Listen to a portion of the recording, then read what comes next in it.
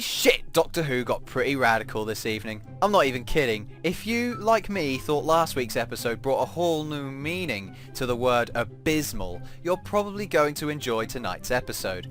I'm itching with excitement to talk about this, so I'm going to jump right into the pool and get soaking wet. We firstly see some pretty awesome CG shots of a crew of rebels being chased by a Dalek fleet. You know I was saying about the CG budget going into the dude's face from Deep Breath? Yeah, well, looks like the rest of it's been blown on this episode. This means my expectations on visuals for the rest of the show are going to be pretty low. But nonetheless, this snippet of action we've just received felt like I was watching the opening to Revenge of the Sith, without all the cool explosions and shit going off in the background. So yet another character from Game of Thrones appears and is being chased by Daleks in her ship with her dead brother. She screams and the ship blows up, only to find that she's been rescued by the Doctor, who greets her with coffee. This is absolutely brilliant comic timing, and it's a shame he doesn't offer her any.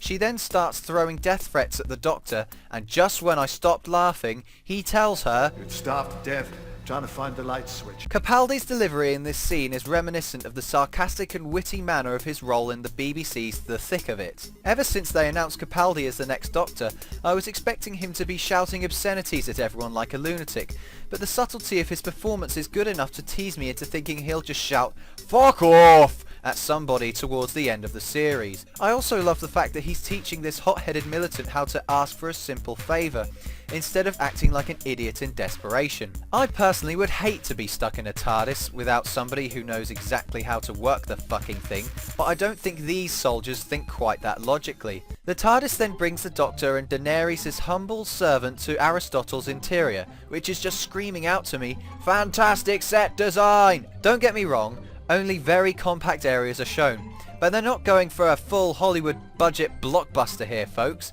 For what they've got, they've done a bloody good job. And then what do you know? Tyres from space shows up, and he's all old and still as Irish as ever. I wonder if he's gonna start raving to the Doctor Who theme. I would pay to see that. It's weird. What? There's nobody there. Oi, oi! You lucky people! So it turns out he's actually playing a rather harsh character, which is nice to see because his performance is solid throughout. When I first saw him I thought I wouldn't be able to take him seriously, but he does a good job. So we then find out that there's a patient that needs seeing to by a doctor, and the obligatory "oh, he's a doctor, he could do it" gets a tick off the checklist. However, it's a little more than a standard patient. It's a fucking Dalek, and the title rolls. I thought I'd share my thoughts on why I'm already hooked into this episode more than the last one. Firstly, the Doctor isn't acting like a weirdo, and is now the patient and intelligent man I wanted to see in the first place. Secondly, I'm invested in the story and the surroundings. We are introduced to humans in conflict with Daleks, who have a machine that can shrink humans to cellular sizes. I want to know more! Thirdly, the visuals are showing the Daleks' dominance and the humans' desperation instead of pretentious nonsense to introduce a new Doctor. So we are back on Earth with a teacher who wants to bring up his students like soldiers. This is quite a nice representation of the way young people are brought up to behave and obey in modern society.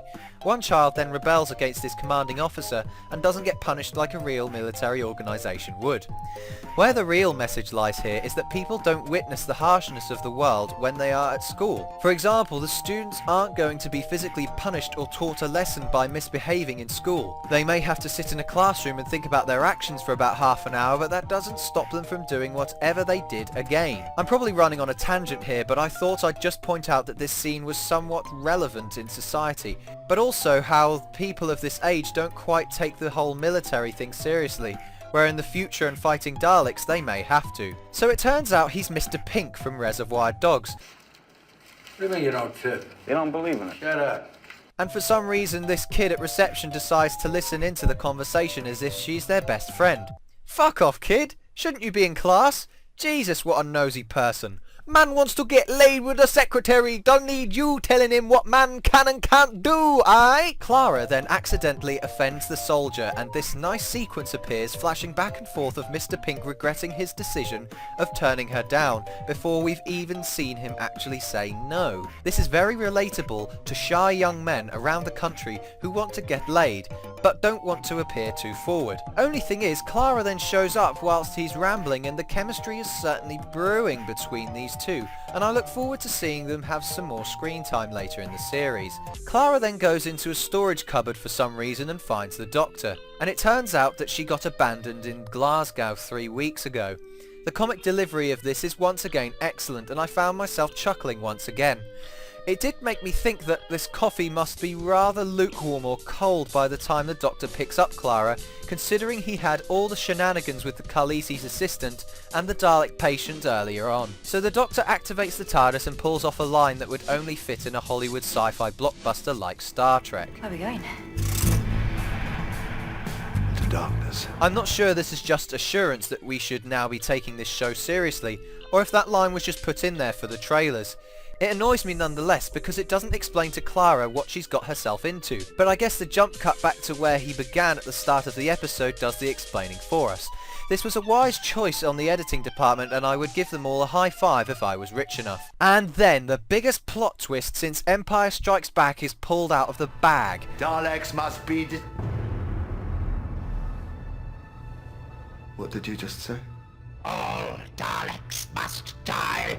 I will destroy the Daleks! Destroy the Daleks! Destroy the Daleks! Now, as if my interest levels were already at a considerable peak since the start, they just went through the fucking roof, my friends. The Doctor introduces Clara in the best way possible by stating that she is his carer. I first thought of this as if she is caring for him like an old man, but then she says, Yeah, my carer. She can, so I don't have to.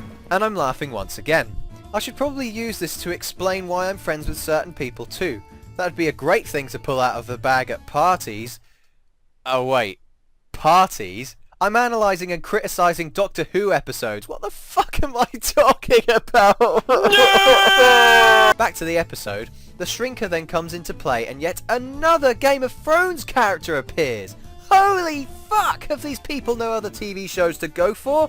Or are their agents just like, damn, Doctor Who's the next biggest thing when Game of Thrones isn't on? Why don't I make some phone calls and you'll be in next week's episode?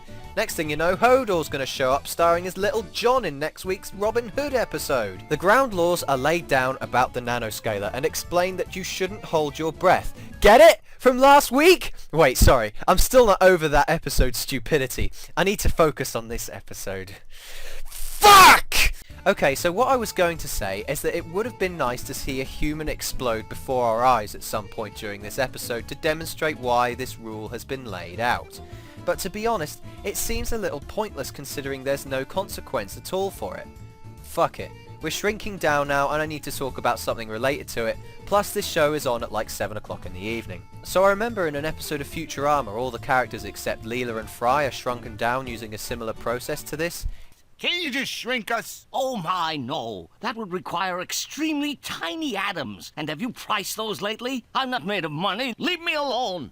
This was delivered in a very comedic manner and I would recommend anybody watch it. I would say this shrinking thing is a bit unoriginal, but the context and the way it is done in a more serious tone just prevents me from complaining about it because I fucking love it. The main characters then enter the eye stalk of the Dalek in this very trippy sequence.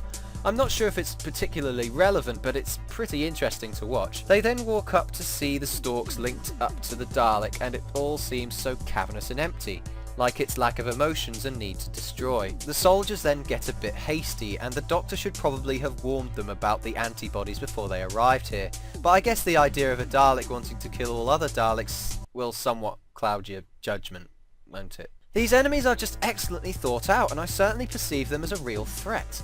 Like human antibodies, they are ruthless and eliminate infections or harmful elements as quickly as possible. There is also practically nothing that can stop them, as the Doctor claims, which makes them that much more intimidating in my eyes.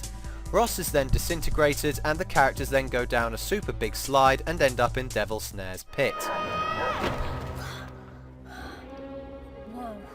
They then use Lumos to get out and the Doctor makes his diagnosis, a radiation leak.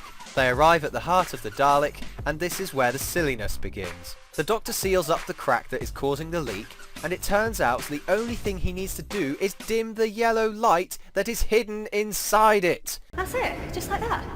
An anticlimax once in a while is good for my heart. And disappointment is bad for mine. I guess I'll let this one slide, but I knew exactly what was going to happen once the Doctor fixed the problem from a light year away. The Dalek would return to its killing spree self once the Doctor had finished medicating the Dalek. And what do you know? It does.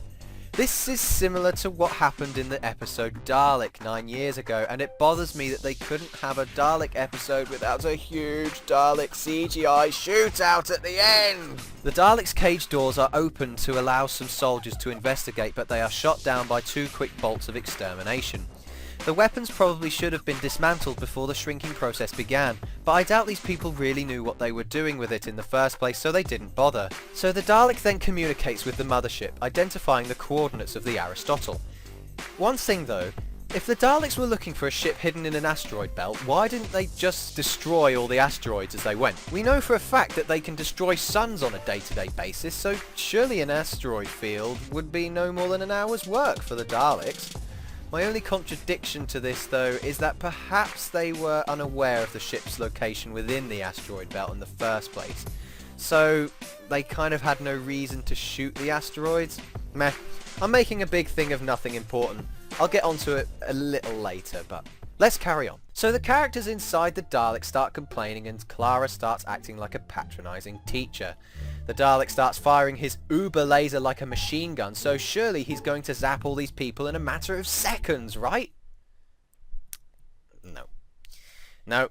We've got to fit in an awkward and unnecessary reveal that Journey's uncle is Captain Tyres.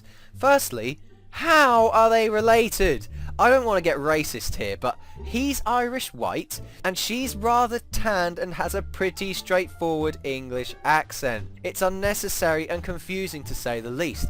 Secondly, they don't need to be related whatsoever. He treats her like an ordinary soldier throughout the entire episode until this point, and earlier on, he really couldn't give a shit about his nephew that died at the beginning of the episode. It's like they just slapped that into the script at the end, like in post-production or something. Oh guys, I've got a great idea. Here's another twist. Was this written by like M. Night or something? Jesus Christ. However, I think this Dalek must have some kind of higher rank in the Dalek Order, considering his weapon upgrade and the fact that we saw the shot of the Dalek ship looming towards the Aristotle. The fact that the Dalek ship doesn't blow up the asteroid must mean the Dalek holds some authority or need of rescue. Unless there's something on the ship the Daleks need, maybe the shrink machine? It's not quite identified, but, you know, it's open to discussion. What do you think the Daleks want? Leave a comment telling me what you think, guys! So the Doctor decides to turn the Dalek into a good Dalek again, and the antibodies return to exterminate a very forgettable character, who just happens to turn up at Missy's hideout. Very little happens in this scene, which I'm completely fine with, as cock teasers like this always keep me going when watching Doctor Who. We have a rather dramatic show of Daleks versus humans, and it seems a bit silly that they couldn't just aim their guns at one Dalek at a time. We know that their weapons are capable of destroying Daleks. So why are they just shooting all over the place? These people are meant to be military trained, and they don't know how to take out one enemy at a time. Fantastic. The Doctor then meets a CGI Dalek octopus, and I don't have a problem with it, only that a giant model Dalek would have taken up more of the budget than the CG one probably would. However, I felt that the model Dalek's jolted movements and rigidness was a lot more creepier than this smooth moving CG Dalek. So as Clara and Blue try to change the Dalek, the antibodies come back. Followed by this, we see a ridiculous shot of Daleks deliberately not shooting for about 9 seconds, when they could have annihilated the entire pack of humans. I don't think the Daleks would stop shooting, considering the humans are all crying out, "Fall back!" and are moving to a set of blast doors.